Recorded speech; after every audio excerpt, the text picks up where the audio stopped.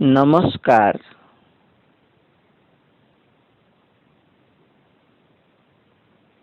कक्षा 7वीं कक्षा हिंदी नीति के दोहे। कवि तुलसीदास।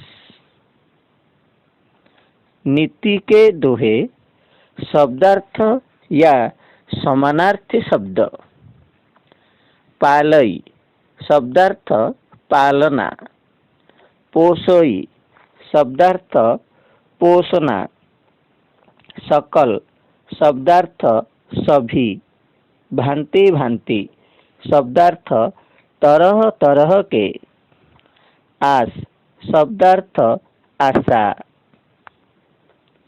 विपत शब्दार्थ विपत्ति। घनश्याम शब्दार्थ बादल। चातक शब्दार्थ एक पक्षी विशेष जो स्वाति नक्षत्र में ही जल ग्रहण करता है। मणि शब्दार्थ मणि। दीप शब्दार्थ दीपक। जीह शब्दार्थ जीभ। देहरी शब्दार्थ दहलीज या दरवाजा। बाहिरो शब्दार्थ बाहर। चाहसी शब्दार्थ चाहता है। अवलंब शब्दार्थ सहारा। परमारथ शब्दार्थ परोपकार। बरसत शब्दार्थ बरसते हुए। वारिद शब्दार्थ बादल। कली शब्दार्थ कलियुग। कामतरु शब्दार्थ कल्पवृक्ष। भगति शब्दार्थ भक्ति। सुरधेनु शब्दार्थ कामधेनु या गाय। पंकज शब्दार्थ कमल। रेणु शब्दार्थ धूल। उपजत शब्दार्थ उत्पन्न होना। चहुं ओर शब्दार्थ चारों ओर। वशीकरण शब्दार्थ वश में करने का मंत्र। तजी दे शब्दार्थ छोड़ दे। आवत शब्दार्थ आने से। हरसेई शब्दार्थ प्रसन्न होना। नैन शब्दार्थ आँख। स्नेह शब्दार्थ प्रेम। कंचन शब्दार्थ सोना। मेघ शब्दार्थ बादल। बरसेई शब्दार्थ बरसना। अभ्यास का प्रश्नोत्तर। प्रश्न नंबर 1। नीचे दिए गए प्रश्नों के उत्तर दीजिए। प्रश्न क।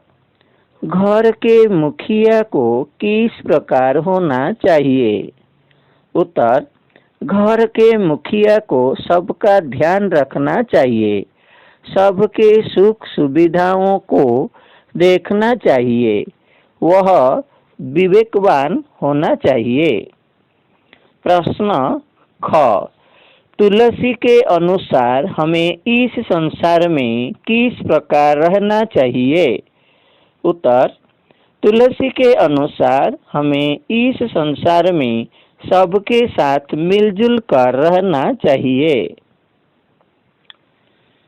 प्रश्न ग। तुलसी ने विपत्ति के साथी किन किन को माना है? उत्तर। तुलसी ने विपत्ति के साथी विद्या, विनय, विवेक, साहस, सुकृत, सुसत्यव्रत और राम को माना है। प्रश्न घ। तुलसीदास स्वयं को चातक क्यों मान रहे हैं? उत्तर। चातक जैसे वर्षा जल को ताक कर रहता है, उसी के बिना और किसी जल नहीं पीता, उसी तरह तुलसी राम के आशीष बिना नहीं जी सकेंगे। उनके आशीर्वाद को वे चातक समान अपेक्षा किए हैं। प्रश्न व कवि ने किन शब्दों में गुरु चरणों की महिमा का वर्णन किया है? उत्तर, सारे जगत में सकल सुमंगल का मूल कारण है गुरु पद पंकज के धूल। इसी प्रकार कवि ने गुरु चरणों का वर्णन किया है। प्रश्न च दूसरों को वश में करने का क्या उपाय है? उत्तर, दूसरों को वश में करने के लिए हमें कठोर वचन को त्याग कर मीठे वचन बोलनी चाहिए। प्रश्न 6 हमें कैसे स्थानों पर नहीं जाना चाहिए?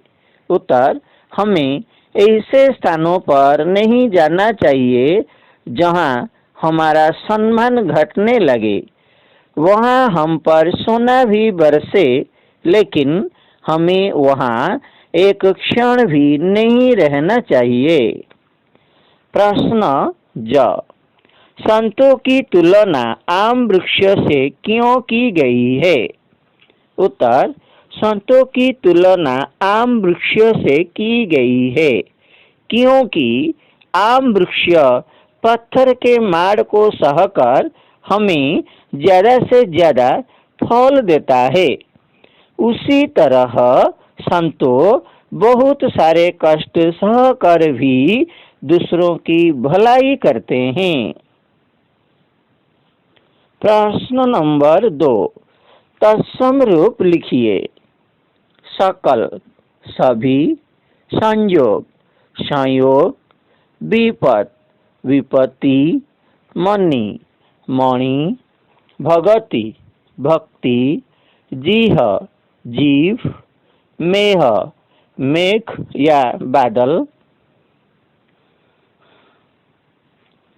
प्रश्न नंबर 3 दो पर्यायवाची शब्द लिखिए। संसार, जग, दुनिया, नदी, सरिता, तटिनी, विपत्ति, विपत, कष्ट, घनश्याम, बादल, मेघ, दीप, दीपक, दिया, जीह, जीव, जवान, पंकज, कमल, सरोज, कंचन, सोना, स्वर्ण, पाहन, पत्थर, शिला। प्रश्न 3 क तत्सम किससे कहते हैं? उदाहरण दीजिए। उत्तर, किसी भाषा के मूल शब्द को तत्सम कहते हैं। उदाहरण, आम्र, आम, अग्नि, आग, हस्त, हाथ, स्कंध, कंधा, हरिद्रा, हल्दी, घोटक, घोड़ा। प्रश्न ख तद्भव किससे कहते हैं? उदाहरण दीजिए।